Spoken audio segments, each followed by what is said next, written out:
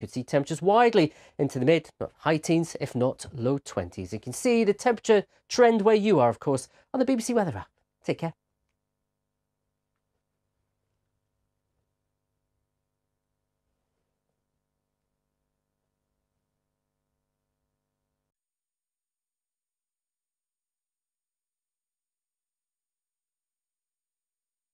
Witness the magic when experience meets raw talent. There has to be a moment where I can say, wow, this is beautiful. I love that. Renowned icons with emerging artists on a unique learning journey.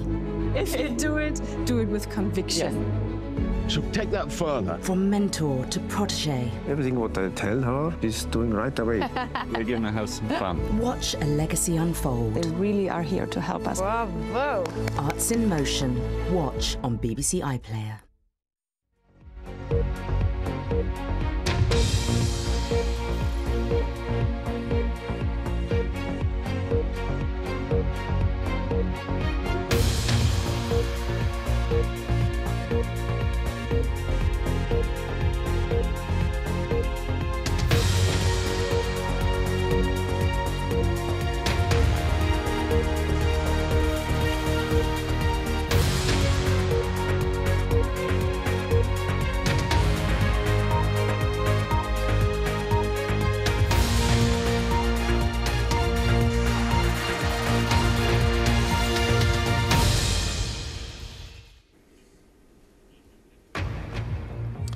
Live from London, this is BBC News. The military junta in Myanmar says it needs outside help after a powerful earthquake wreaked severe damage across the country. Huge tremors were felt right across Southeast Asia. A high-rise building under construction has collapsed with 90 people on site. These are the live pictures as rescue teams search for those still buried beneath the rubble. 3 bodies have been pulled out. The Israeli military says it is carrying out airstrikes against Hezbollah targets in southern Lebanon. Israel has issued an evacuation order to residents in southern Beirut.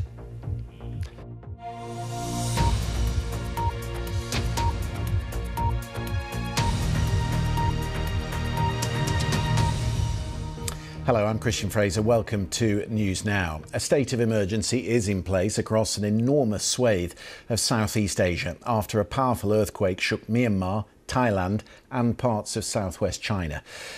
The main quake came during the early afternoon. It was recorded at 7.7 magnitude and just 6 miles deep. The epicentre was close to Myanmar's second city, Mandalay, but there were powerful tremors felt some 600 miles away in the Thai capital Bangkok and far beyond.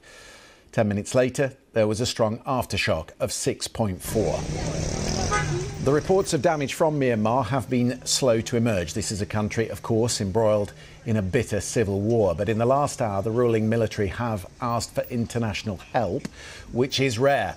The Red Cross said there are down power lines in the Mandalay and Siaran regions. We have seen videos and pictures of bridges collapsing, pagodas and temples destroyed. And there are real concerns now about the safety of some of the key infrastructure, including some of the important dams. The pictures of the roads that you're looking at, which are buckled in many places around the capital, Naypyidaw, will give you some idea of the force of this quake. A major hospital in the capital has been declared a mass casualty area, and there are reports that some of the injured are having to be treated outdoors.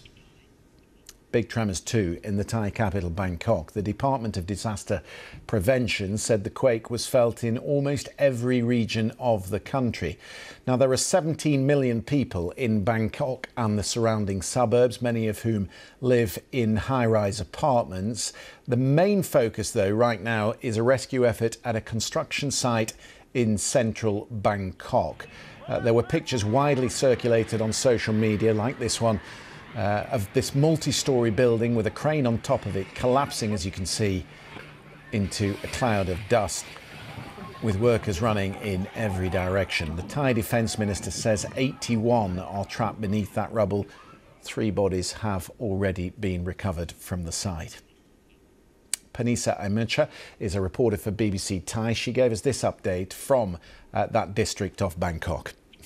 I'm standing on the bridge that actually located near the collapsed building. If you can see behind me, this is more of the bird eye view into the buildings that collapsed. You can see over there, there's a pile of concrete from 30-story buildings that collapsed. Next to that, you can see that it's about 3-story tall at the moment, and rescue teams has been going inside since early in the afternoon. We have felt the shakiness of the earthquake at around 1 p.m. Thai time, and we already spoke, BBC Thai and BBC already spoke to two of the workers who were actually in that building at the time that there were earthquake, and we feel the shakiness, and they were running for their life. And as you already mentioned, at the top of that 30-story building construction, there were a crane, and one of the eyewitness, the worker that survived from that collapse, said that the moment he felt the shakiness, he looked back and he saw the crane on the top of the building was start shaking as well.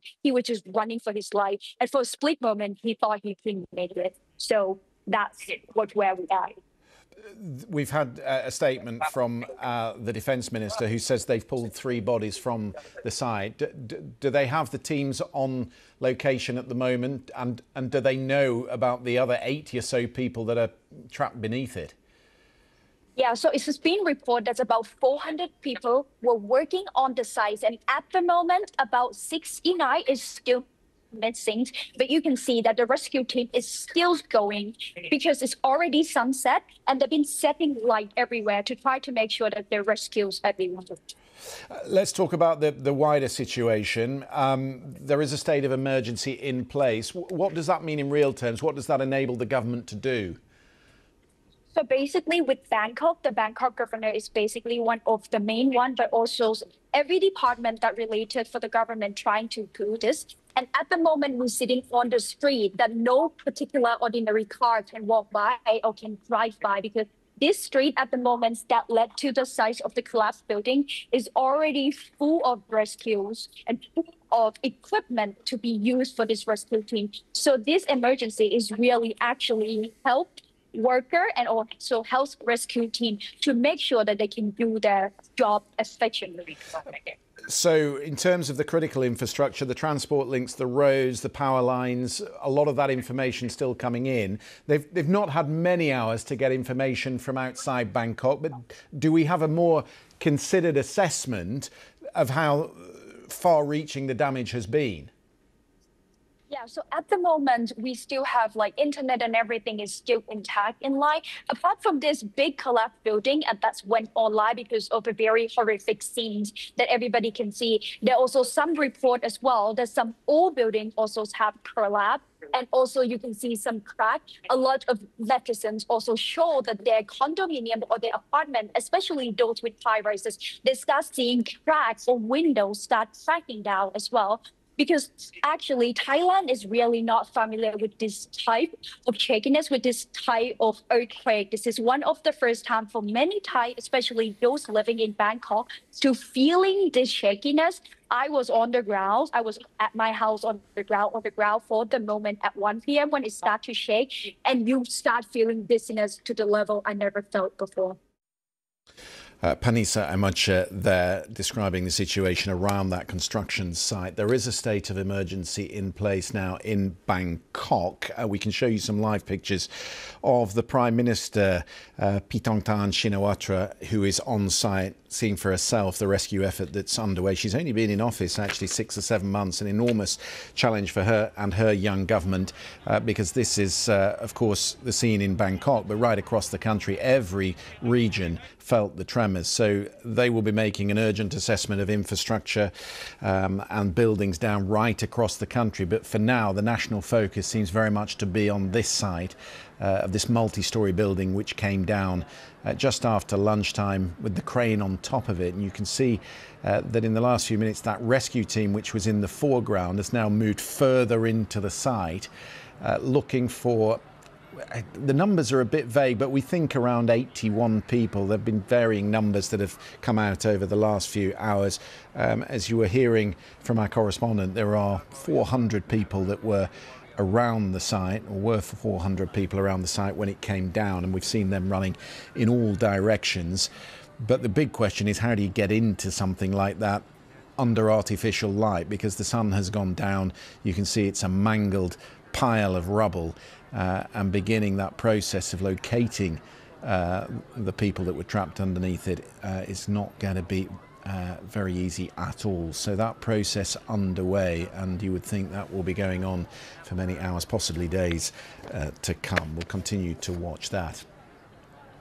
Now, in the hours after the main quake struck Myanmar, we didn't get much, but there is a little bit more in terms of video and images that's emerged in the last hour or so, much of it shared on social media from there in Myanmar and from surrounding countries. The BBC Verify team have been having a look at them. Jake Horton can give us his assessment of what he's seen. At BBC Verify, we've been examining dozens of videos posted on social media in the aftermath of the earthquake. One of the biggest challenges is that Myanmar, where the earthquake struck, has limited internet access, even in normal times, due to restrictions by the ruling military government there. But we have managed to verify some video near the epicentre in the city of Sagayin. This is one of them, where you can see a bridge which has collapsed into a river on the outskirts of the city. You can see several sections of that bridge have collapsed into the river here, and another bridge is still standing next to it though. And this is another video that we verified from Mandalay International Airport, about 17 kilometres from the epicentre. Dozens of people are seen crouching on the tarmac as they're ordered to take cover. We verified this video by matching the distinctive triangular structures on that roof and the signs on the roof to previous images of the same airport. We've also checked, and the first version we could find was from this morning. People in the city of Mandalay have also been sending images to the BBC's Burmese service, which we've also verified. Another image here, you can see a collapsed building and rubble on the pavements there. And the tremors haven't just been felt in Myanmar. They've also been felt in Thailand, which is more than 1,000 kilometres away. This is a video from the capital of Bangkok. We verified the location of this high-rise building, which is under construction in the northeast of the capital. And this is footage of the same building collapsing from up close as construction workers there run to take cover. The authorities in Thailand believe dozens of workers are missing at the site. At BBC Verify, we'll continue to go through video to bring you a better picture of what is happening on the ground. Thanks to Jake for that. Let's get some eyewitness idea of what went on at the time. We can speak to Travis Leon. He's a content creator from Ireland who is based in Thailand. He was up on the 40th floor of his apartment block when the earthquake hit. Goodness me, that must have been scary. Yeah, it was absolutely terrifying. I think most people, like myself, thought they were having vertigo when this occurred. I was sitting at my desk, as I normally do, work in the morning time, and my chair started to swivel. So I thought I was experiencing vertigo, and I stood up, and then my balcony door slid open. And that's when I went outside to the balcony and had a good peek, and I could see all the water from the rooftop pools sloshing back and forth. It was a real run for your life kind of moment. I've never experienced anything like that. When you say it was a run for your life moment, were you able, how did you get out? Well, I'm up on the 40th floor, and, you know, having seen movies, I just know the elevator is a no-go. So I know there's an emergency staircase. And yeah, it took me quite a minute to actually realize what was going on. I've never experienced an earthquake in my life. They're not very common here in Thailand either. So it was kind of the last thing that I thought was happening. But once I did realize, I ran outside my apartment barefoot, and I got into the emergency stairwell, and I made my way down 40 floors, and that took about 15, 20 minutes. Everyone was panicking, running past me. Cracks were appearing down the side of the walls. It was surreal. But yeah, we made it down, and everyone was, you know, situated outside the condo. And was the body, was the bit, because it's presumably it's an earthquake-proof building, was it shaking? Was it swaying at the time you were running down the stairs? It was absolutely swaying, yeah. That was the most crazy part about it, because it was a sensation that you're really not used to feeling, especially on a high-up building, the whole building moving back and forth. And when I really realized this was happening was when I went out to the balcony and I was moving forward. It's a big drop down below. You can see all the way down. You know, everyone looks like little Lego characters. And once you look over and you could feel it going forward, I knew straight away I had to get out of there. Goodness me. So you get outside onto the street. We're trying still to piece together the extent of the damage. What have you seen as you've walked around the city? Yeah, so I didn't go too far from my condo, but I made it out to the street, and instantly I knew what was going on. Especially when I saw everyone running past me on the stairs. There were people who were running in panics, and this has not happened to this magnitude in Thailand before. So no, absolutely no one was expecting it. But yeah, everything was built up in traffic. What I did witness, and I put in my TikTok video, was as I was recording the video, something fell from the building beside me, and everyone ran screaming down the street. Once I got on social media, I saw the horrific scenes of buildings just completely collapsing. They looked like it was a controlled demolition. They just fell right, crumbled with nothing. So, that was quite tragic. Yeah, that building in the northeast of the capital, which we've been looking at, appalling for the workers that were on that. So it looks to me like you're back in the flat. I'm back. Yeah, we weren't allowed in for it must have been about 3 or 4 hours. We were all waiting for updates from the juristic building management, and they were basically unaware of whether these aftershocks were coming or not, how strong they would be. So we had to wait for that, and also they had to do the mandatory checks. Is there any gas leaks? Is electric, circuits okay? All these kind of little things to ensure that the building's safe, because as you probably know, Bangkok is full of these condos. They're massive and they're filled with hundreds of people. So, yeah, obviously we had to make sure they were fine. But eventually we got back in. The lifts still do not work. The electricity is still not. The power's not back on. No, I thought you were in the dark. I didn't know whether you were doing it for effect, but I guessed that the power wasn't on. So I mean, you're a long way up. Are you feeling a bit anxious? Not anymore. Not anymore. I mean, God, there could be after tremors, but from what I've seen online, they've already happened and they're quite minuscule now. What I've read again online is they can occur within weeks or months after. I don't know if this is a new thing we have to get used to now, but it certainly has made me rethink about getting an apartment with a nice view. Well, I'm glad you got out safely, and it's really good of you to come and talk to us after such a day. Thank you very much. Sleep well. I was going to sleep very well tonight. We've got we've got a couple of cans here, so we're going to relax with our candlelight here. Have a nice evening. Right, so you're well equipped. Very good. Travis. Barely. Travis, it's good to talk to you. Thank you for coming on the programme. Lovely. Thanks. Let's get a view, shall we, from our senior producer in Bangkok, Lyndall Markwell. You have to smile sometimes, don't you? But it's a really serious situation for a lot of people across the city, particularly the families of the workers in that building, which you can see behind Lyndall there. We've just seen pictures, Lyndall, of the Prime Minister on location taking a view. Do they have everything they need there to begin that rescue operation?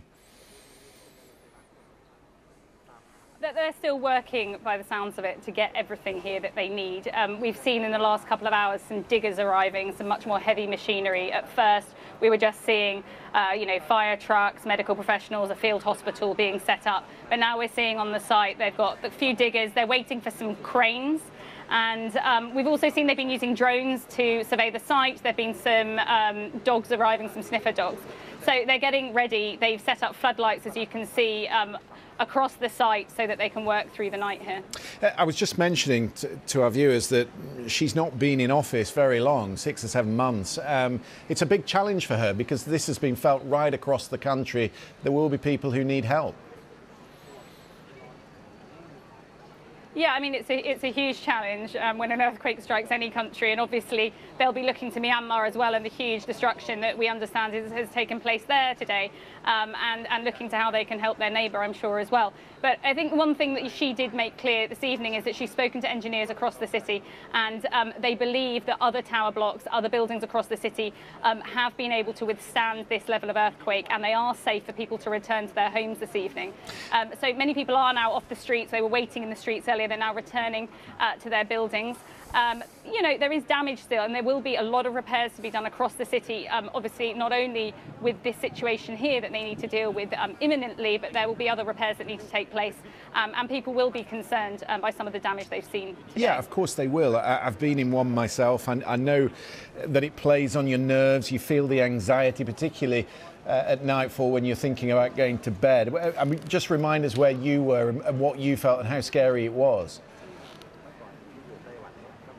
Yeah, I mean, I was at home, fortunately, and I live on the first floor. So I felt as though the room was swaying. I actually thought I've not had lunch and maybe I'm a bit dizzy. And then I started to think, no, maybe this is an earthquake. I've never experienced one in Bangkok. I've been here over 2 years. And my other colleagues here say it's incredibly rare. This is the biggest they've felt in decades.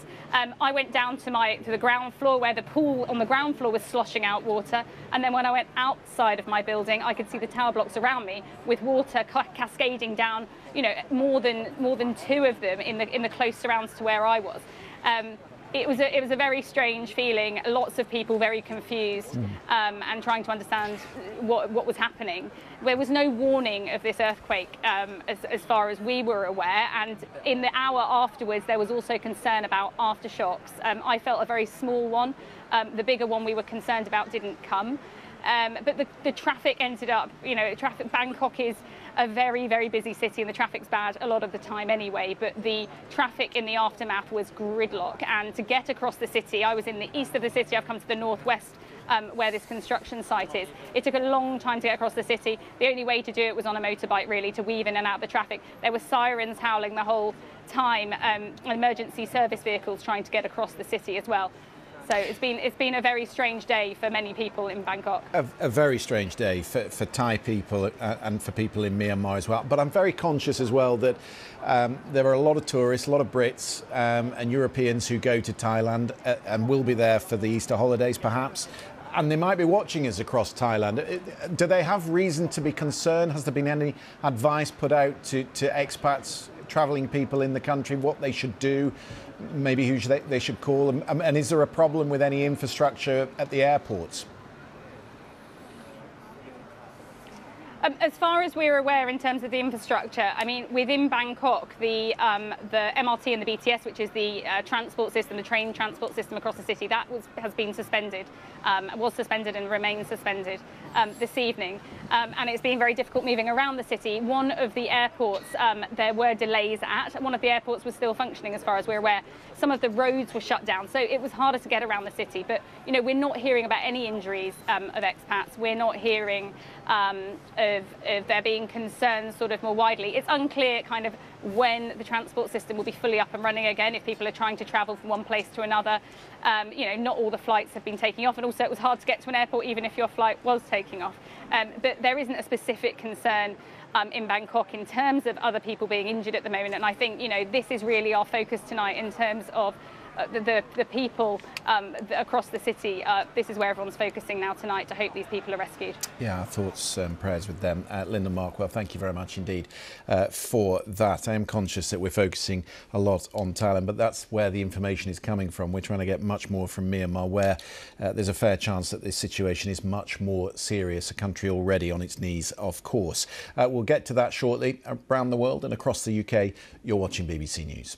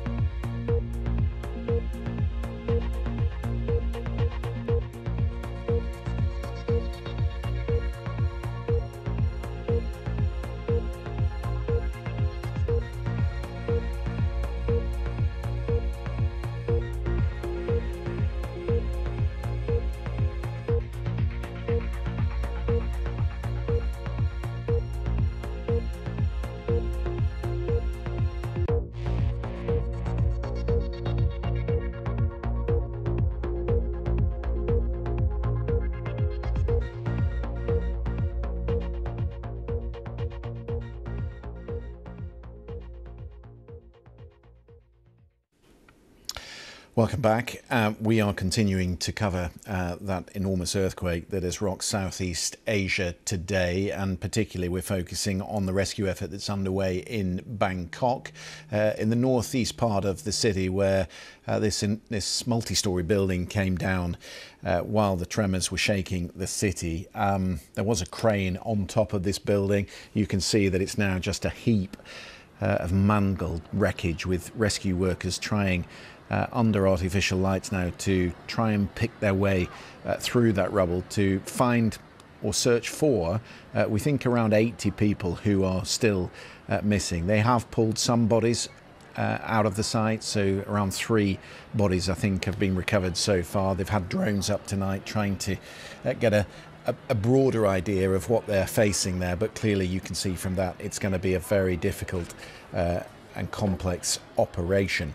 I said before the break that we wanted to focus on Myanmar, where the military junta, the Tatmadaw, are fighting a civil war. They do not control the entirety of the country. In fact, by some estimates, they only control around 20% of it, and so there are rural parts of Myanmar from which it's going to be very difficult to get information, but most certainly will need some sort of relief effort. So let's speak to James Rodehaver. He's the chief of the Myanmar team at the United Nations Office of the High Commissioner for Human Rights. Thank you so much for being with us. Could you give me a broad picture, first of all, of what sort of help is currently in country in Myanmar? Well, technically there should be a lot of help, because you have a UN, an entire team of UN humanitarian agencies that work in Myanmar and in theory have the capacity to deliver the aid that millions of Myanmar citizens need as a result of this crisis that the military created. Unfortunately, the humanitarians in the country have often been restricted in the areas that they are allowed to go to, and in their ability to get basic relief supplies out of customs or out of the ports. And then whenever they actually try to deliver that aid, it's often stopped, it's often hindered, and so it's very difficult at times to get aid to people that really need it. We are only, I think, getting an initial impression of the extent of the damage in Myanmar. Someone who's just spoken to the BBC who was in Myanmar, says that they've seen extensive damage around Mandalay. There are hospitals that have collapsed, pagodas that are down. How difficult will it be to sort of get an assessment of the damage, and, as you say, to get people into those more remote areas? Well, hopefully in cities like Mandalay, where some of the destruction has been the worst, hopefully that will be slightly easier, because those are areas where some humanitarian agencies are already located, so there should be some supplies closer to the points of need. But ensuring that first responders can actually get to those locations, that they'll be secure, and that their protection can be guaranteed, things like that are what I guess still needs to be seen. Then there's the broader area where the impacts of this earthquake have been felt in Sagaing and in Shan State, areas where control of those areas is much less secure, and that is part of the reason why some of this is extremely troubling, because it's not entirely clear that humanitarians will be able to get their supplies and their personnel to those areas. James Rodehaver, thank you very much indeed for that. We'll continue to keep an eye on the situation in Myanmar. Plenty more to come on the earthquake coverage. Do stay with us. You're watching BBC News.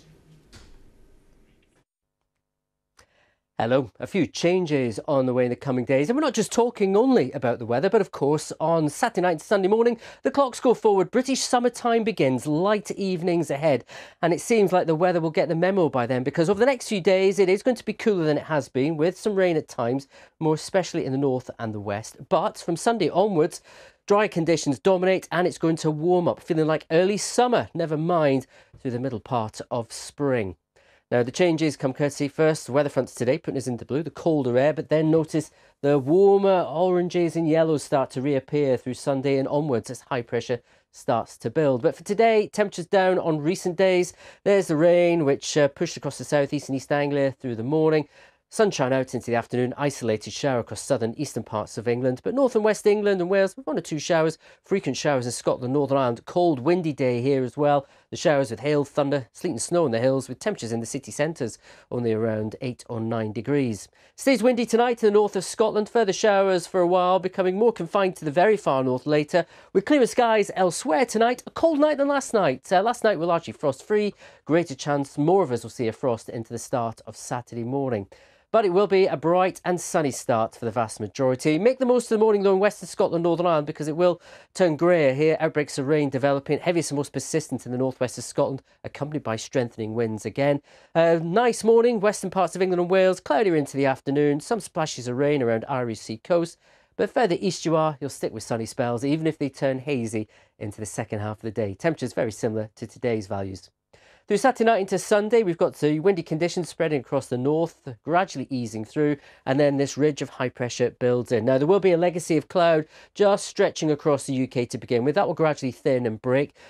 Brisk winds to begin with will gradually ease down, and with more sunshine around through the afternoon, especially for England, Wales and southern Scotland, temperatures are back on the up. Could see them peak at around 16 to 18 degrees in some eastern parts of England in particular. And that's just the start. Next week, whilst the mornings will be chilly with some mist and fog, we could see temperatures widely into the mid, not high teens, if not low 20s. You can see the temperature trend where you are, of course, on the BBC Weather app. Take care.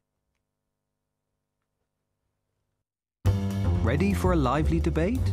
Sometimes our panellists agree, and sometimes they don't. There's people with a lot to say, and others who just say enough. Some who want to ask the hard questions, some who want to avoid them, and some who think they have the answers. They're guaranteed to keep you entertained, whether you agree or not.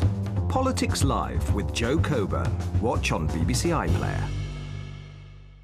Witness the magic when experience meets raw talent. There has to be a moment where I can say, wow, this is beautiful.